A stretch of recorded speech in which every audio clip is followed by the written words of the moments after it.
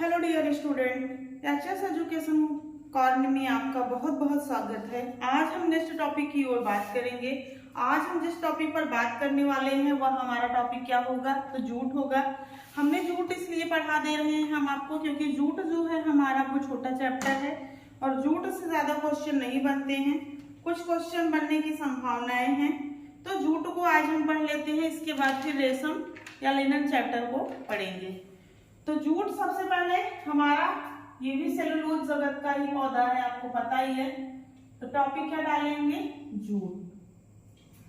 अब जूट में हम पढ़ेंगे क्या सबसे पहले, तो जूट हमारा किस जगत का है, तो प्राकृतिक जगत से ही तो हमें प्राप्त होता है। प्राकृतिक जगत का पौधा है और प्राकृतिक जगत में हम इसे कहां से प्राप्त करते हैं, तो प्राकृतिक जगत में वानस्पतिक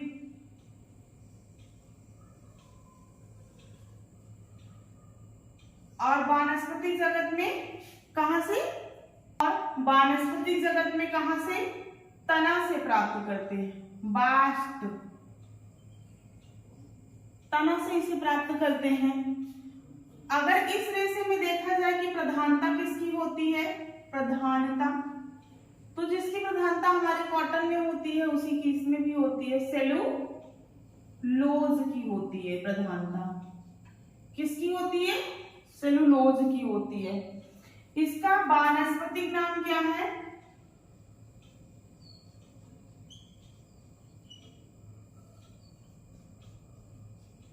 वानस्पतिक नाम इसका है कार्कोरस।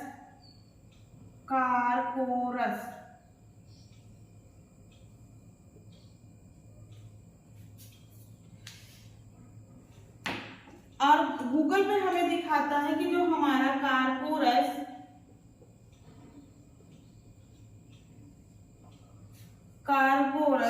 ओलिटोरियस,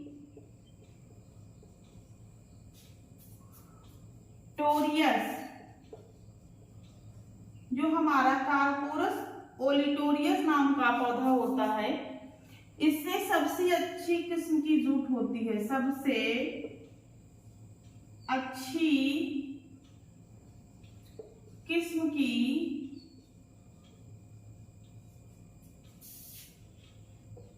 जूट होती है। कार्पोरस ओलिटोरियस सबसे अच्छी किस्म की जूट हमारी होती है। अब क्या जानेंगे, जूट को शाब्दिक अर्थ जानेंगे। तो जूट को क्या कहा जाता है, टाट कहा जाता है क्योंकि इससे हमारी टाट पट्टी बनाई जाती है। और ये पटसन का रेशा है। और टाट के जो रेशे होते हैं वो कैसे होते हैं, अगर इसके अर्थ की हम बात करते हैं तो टाट शब्द का शाब्दिक अर्थ है उलझा हुआ रेशा। उलझा हुआ रेशा, उलझा हुआ रेशा या असमान रेशा।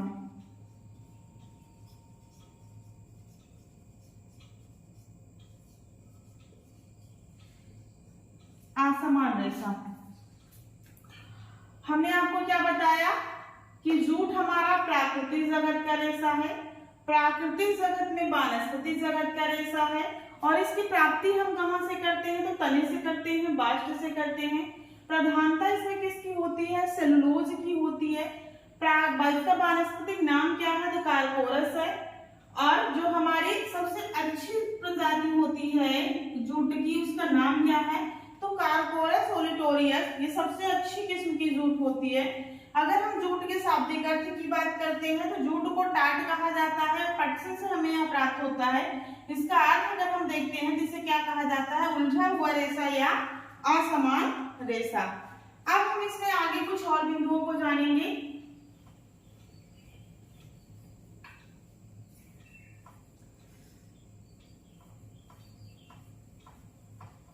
जैसे जूट के कुछ अन्य नाम भी होते हैं, तो इनके हम लिख लेंगे अन्य नाम। किन किन नामों से इन्हें जानते हैं, अन्य नाम। जूट के अन्य नाम क्या क्या है, इन्हें गोल्डन फाइबर कहा जाता है। ज्यादा नामों से इन्हें नहीं जानते, जैसे कॉटन को बहुत सारे नाम से जानते हैं ना, इसको ज्यादा नामों से नहीं जानते। गोल्डन फाइबर कहा जाता है, मतलब सुनहरा रेशा या स्वर्ण रेशा। तो ये भी आ सकता है ऑप्शन में कि गोल्डन जो है हमारे जूट को किस रेशे, मतलब जूट की संज्ञा दी गई है, तो गोल्डन की संज्ञा दी गई है, सुनहरा या स्वर्ण की संज्ञा दी गई है। जैसे हमारा कपास जो है मालवेसी कुल का पौधा था, वैसे जूट हमारे जो कुल है, इसके कुल का नाम है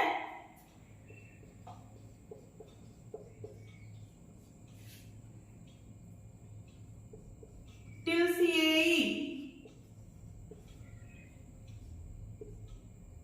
कुल का पौधा है।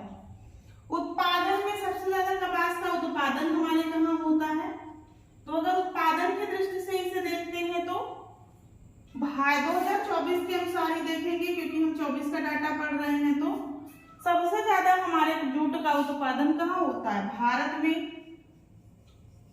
सेकेंड स्थान पे हमारा बांग्लादेश है,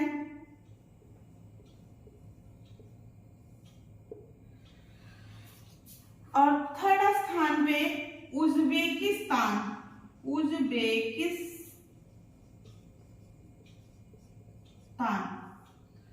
ये तो हो गया 2024 के डाटा के अनुसार उत्पादन में अग्रणी राज्य। सबसे अच्छी गुणवत्ता वाला कहां से मिलता है, उच्च गुणवत्ता वाली कपास, जूट। उच्च गुणवत्ता वाली जूट हमें कहां से मिलती है, बांग्लादेश में मिलती है।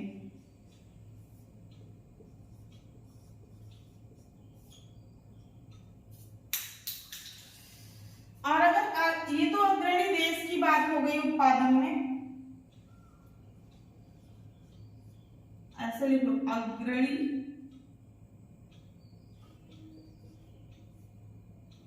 अब हम इसके उत्पादन में अग्रणी राज्य की बात करेंगे।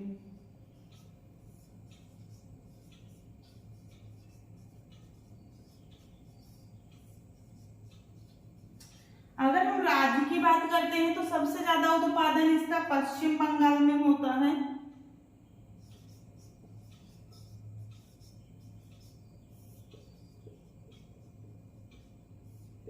दूसरा बिहार है, और तीसरा असम। हमने क्या क्या जाना, इसके अन्य नाम क्या क्या है, तो अन्य नाम से इसे गोल्डन फाइबर कहा जाता है, सुनहरा रेशा कहा जाता है, स्वर्ण रेशा कहा जाता है। कुल किस कुल का पौधा है, तो टिलेसिएई पौधा है, कुल की प्रजाति है। उत्पादन में हमारा अग्रणी देश कौन है, तो सबसे नंबर 1 पे भारत है, फिर बांग्लादेश है, फिर उज्बेकिस्तान है। ये देश की जब हम बात करते हैं, और जब उच्च गुणवत्ता वाली बात आती है कि सबसे अच्छी जूट की उत्पादन हमारी कहाँ होती है, तो बांग्लादेश में होती है। उत्पादन में अग्रणी राज्य कौन सा है, तो नंबर 1 पे हमारा पश्चिम बंगाल है, नंबर 2 पे बिहार है, और नंबर 3 पर असम है। अब हम इसकी कुछ विशेषताओं के बारे में जानेंगे कि जैसे इसकी फसल की उत्पादन कब होती है, कितने दिन में हमारी फसल तैयार होती है, कब बोया जाता है, कब काटा जाता है, तो कुछ इसके बारे में जानेंगे। तो हेडिंग डालेंगे जूट की विशेषताएं।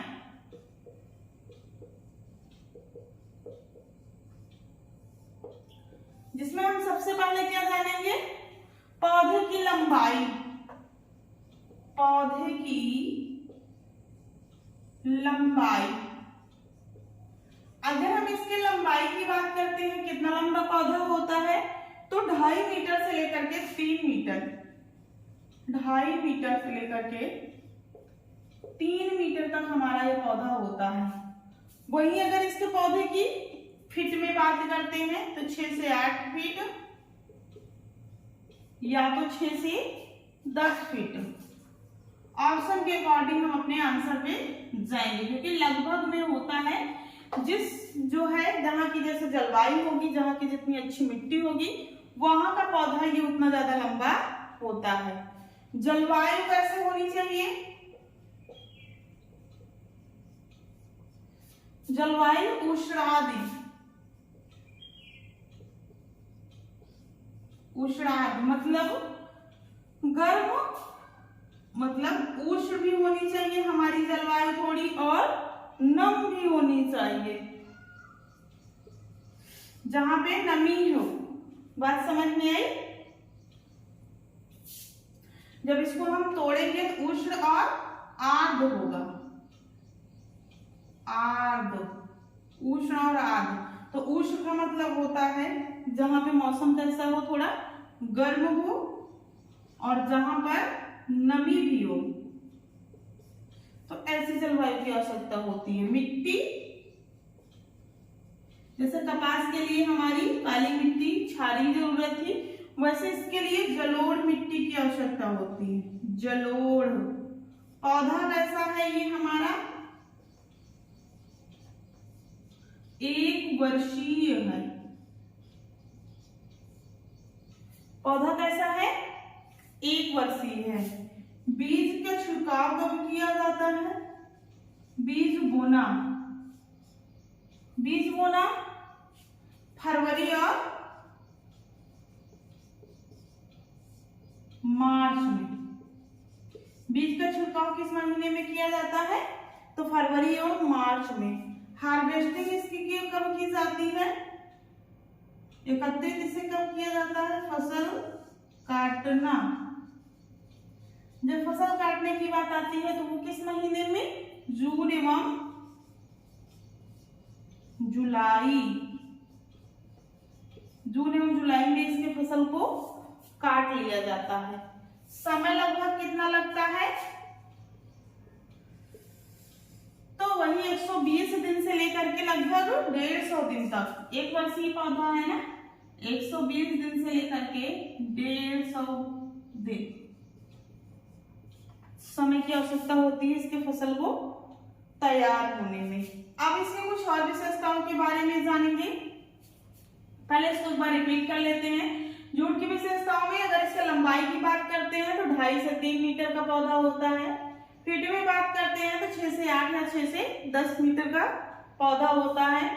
वहीं अगर इसके जलवायु की बात करते हैं, उष्णार्द्र जलवायु की, ना तो ज्यादा बहुत गर्म हो, थोड़ी गर्म हो और थोड़ी नम हो, ऐसी जलवायु की आवश्यकता होती है। मिट्टी जलोढ़ होनी चाहिए। पौधा कैसा होता है? एक वर्षीय होता है।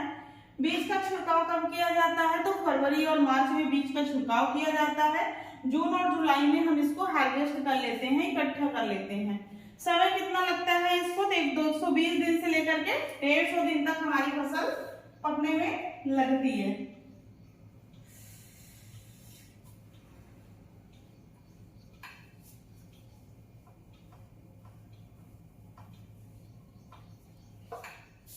अब इसकी हम कुछ विशेषताओं को और जानेंगे। जैसे अगर आपसे पूछा जाए कि वानस्पतिक जगत का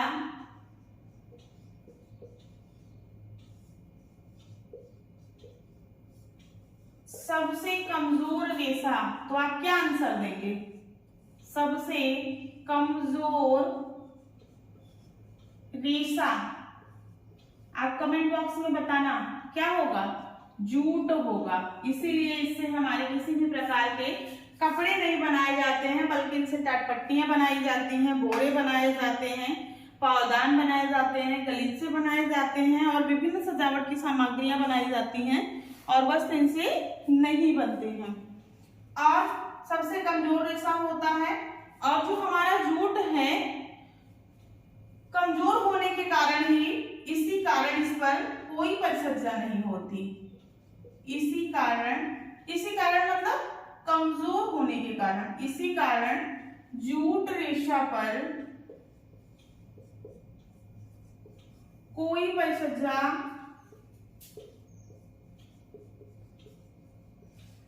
नहीं की जाती। तो ऐसा भी क्वेश्चन आ सकता है, ऐसा कौन सा रेशा है जिस पर परिचर्या नहीं की जा सकती है? तब भी हमारा ऑप्शन क्या होगा? जूट होगा। और इससे वस्त्र भी नहीं निर्मित होते हैं, इससे वस्त्र निर्मित नहीं होते। इससे हमारे कुछ जरूरत की चीजें बनाई जाती हैं, जैसे क्या क्या बनाते हैं सामान में, इससे बोरियां बनाओगे आप लोग, थैला, बोरियां बनाओगे, थैला बनाओगे, झोला, पावदान। थैला और झोला में कुछ अंतर है। पावदान, सजावट के सामान,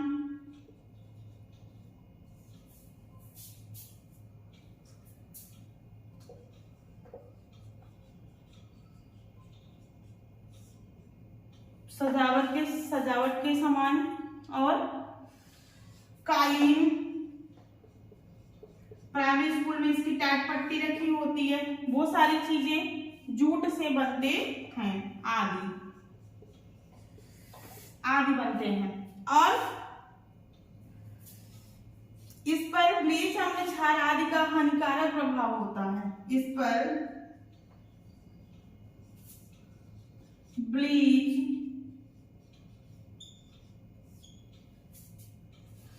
अम्ल,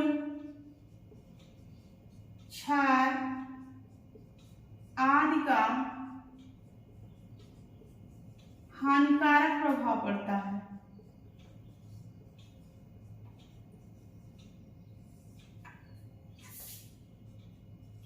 और यह रेशा किस रंग का होता है, तो भूरे रंग का होता है। रेशा भूरे रंग का होता है।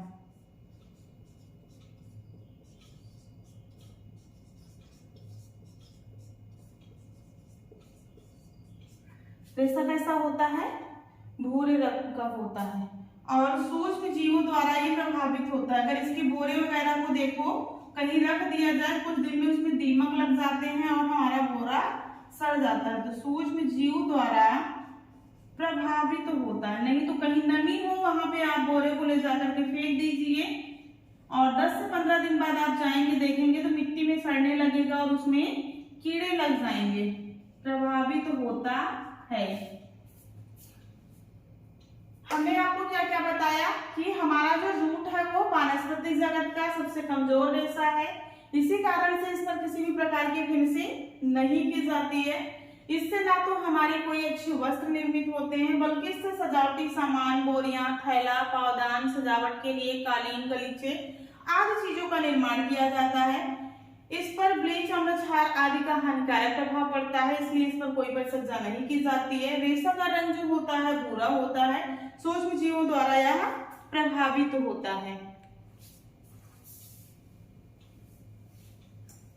अब आगे कुछ बिंदुओं को और जानेंगे। जैसे मान लो आ जाए कि वर्लेप क्या है।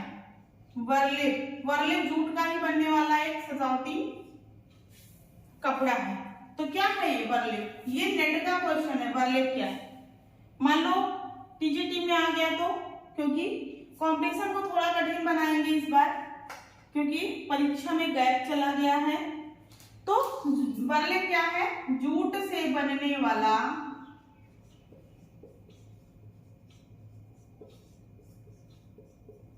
सजावटी कपड़ा।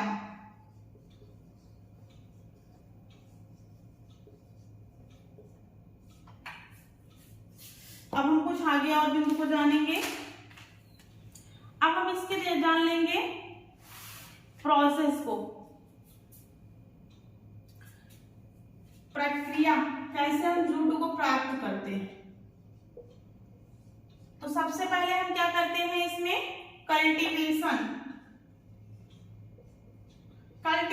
हर रेशे में किया जाता है। जब तक हम कल्टीवेशन नहीं करेंगे रेशे को प्राप्त नहीं कर पाएंगे। कल्टीवेशन का मतलब क्या होता है? खेती करना। पहले हम जूट को बोएंगे, फिर इसकी फसल तैयार होगी एक वर्ष में, फिर इसको हम क्या करेंगे? हार्वेस्ट करेंगे।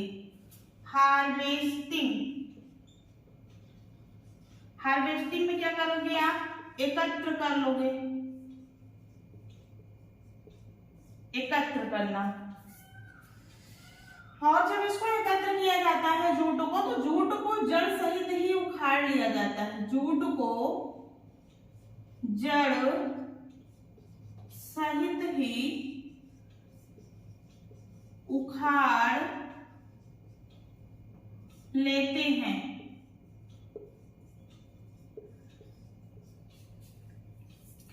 फिर इसमें अगली प्रक्रिया क्या की जाती है? रेटिंग प्रोसेस किया जाता है, गलाया जाता है इसको पानी में।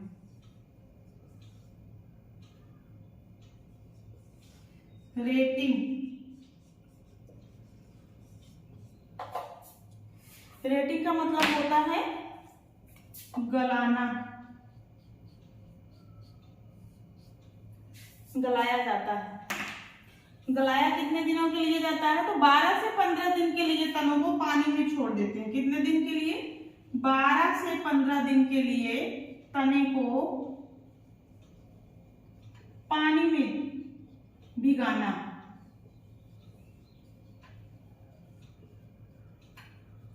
आप लोग गांव में जो हमारा सन बोया जाता है, आप उसके पौधे को देखे होंगे। इसी प्रकार से वह भी हमारा तालाब में पानी में उसको डाल दिया जाता है और फिर उसको पानी में पीट करके उसको निकाला जाता है। तो उसी प्रकार से इसमें भी रेटिंग प्रोसेस होती है और इसको गलाया जाता है।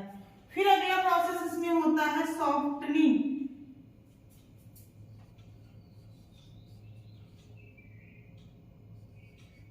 सॉफ्टनिंग का मतलब होता है मुलायम करना।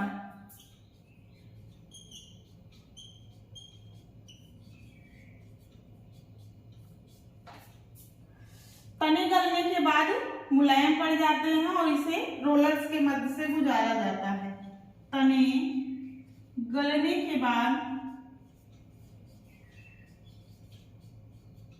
मुलायम हो जाते हैं,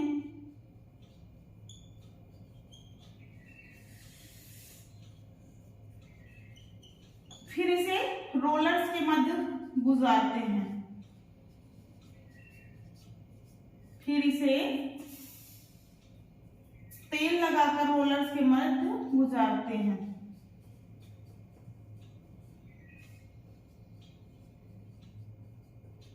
रोलर्स के मध्य गुजारना। इतनी बात समझ में आई? हमने आपको क्या बताया कि बर्लैप एक प्रकार का हमारा सजावटी कपड़ा है जो कि जूट से तैयार किया जाता है। फिर हम इसके प्रोसेस को जानेंगे। तो सबसे पहले हम कल्टीवेशन करते हैं, मतलब जूट को बोने की प्रक्रिया वही की जाती है। फिर इसके हार्वेस्टिंग की प्रक्रिया आती है, कम से कम 120 दिन बाद एकत्र कर लेते हैं और इसे जड़ सहित उखाड़ लेते हैं। फिर इसे रेटिंग प्रोसेस किया जाता है। 12 से 15 दिन के लिए इसे पानी में भिगो दिया जाता है और इसे गलाया जाता है। फिर इसमें सॉफ्टनिंग प्रोसेस की जाती है, मतलब तने गलने के बाद थोड़े मुलायम हो जाते हैं तो इसमें थोड़ी सी ऑयलिंग करके इसे रोलर के मध्य से गुजारा जाता है। फिर जो है हम क्या करते हैं, इसकी स्पिनिंग प्रक्रिया करते हैं।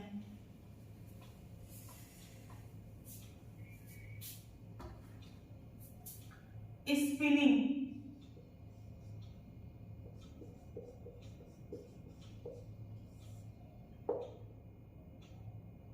पांचवा, स्पिनिंग का मतलब है कताई करना। आवश्यकता अनुसार ऐंठन दे करके हम इसकी कताई कर लेते हैं, क्योंकि इसमें कपड़े तो इससे बनते नहीं है। बोरियां, रस्सी, टाट, पट्टी, ये सारी चीजें का ना ऐंठन आवश्यकता अनुसार देते हैं।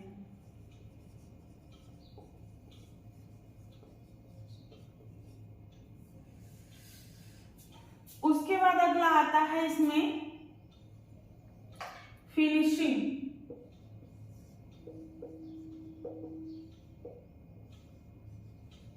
तो फिनिशिंग में ऐसे ब्लीच वगैरह का प्रयोग नहीं करते हैं, लेकिन मटेरियल के अनुसार रेत से में काट छांट की जाती है। मटेरियल के अनुसार, जैसे बैग बन रहा है, थैला बन रहा है, कोई सजावटी गलीचा बन रहा है, उसके अनुसार इसमें काट छांट करके इसकी फिनिशिंग दी जाती है। काट छांट करना। तो ये था जूट के बारे में। इस वीडियो में बस इतना ही। सारी चीजें शायद समझ में आ गई होंगी। सारी चीजें शायद समझ में आपके आ गई होंगी। इस वीडियो और बताएंगे कि जूट का कारखाना जैसे कहाँ खोला गया। अब उसको फिनिशिंग में क्या करते हैं, मटेरियल के अनुसार हम अपने जो है रेसे की काट छांट कर लेते हैं, जिससे हम तैयार कर लेते हैं। अब एक दो पॉइंट और बचा है, उसको जान लेंगे इसमें, फिर हमारा ये जूट चैप्टर जो है कंप्लीट हो जाएगा एक ही वीडियो में। अब जैसे जानेंगे जूट का प्रथम कारखाना, जूट का प्रथम कारखाना, जूट का प्रथम कारखाना कहाँ खोला गया? एनसीईआरटी के अकॉर्डिंग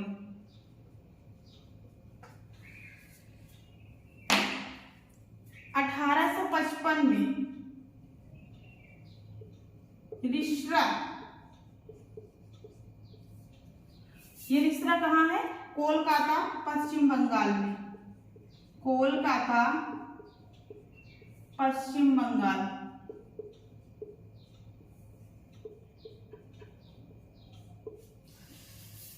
और एक आता है हम लोग की बुक में जो लिखा है 1859, स्कॉटलैंड के व्यापारी, स्कॉटलैंड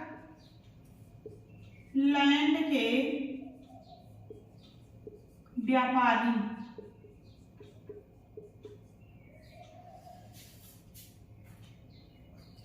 द्वारा पश्चिम बंगाल। तब आप समझ गए होंगे कि हमको अपने ऑप्शन के अकॉर्डिंग जाना है, क्योंकि हमारे होम साइंस सब्जेक्ट में बहुत सारी कंफ्यूजन है। उसके बाद है एक इजरा, इजरा की स्थापना कब हुई? तो 1937 ईस्वी में।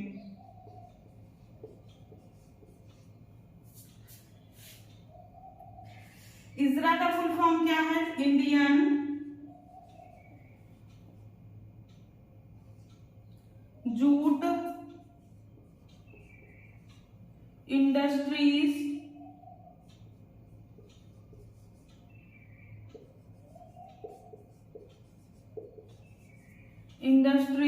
Research association.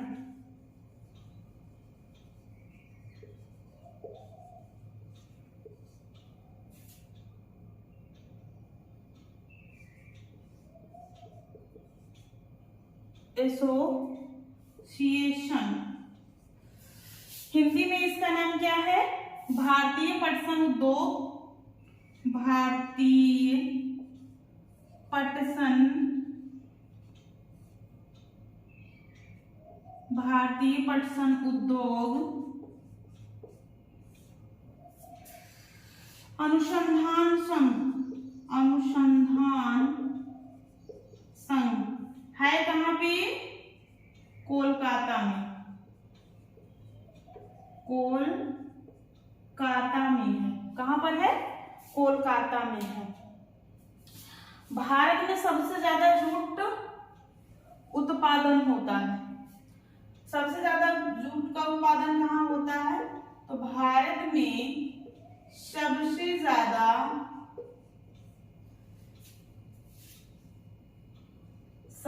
ज्यादा जूट उत्पादन।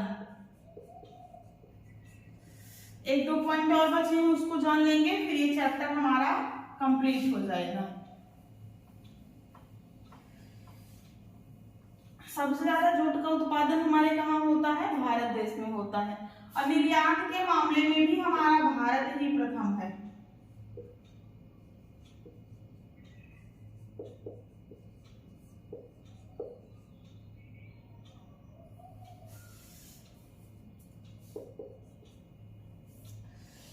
भारतीय जूट निगम की स्थापना, भारतीय जूट निगम की स्थापना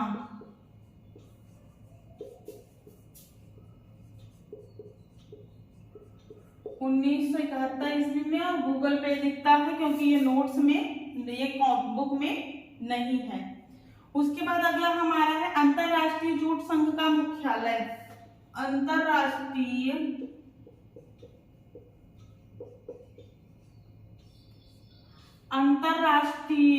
जूट संगठन का मुख्यालय।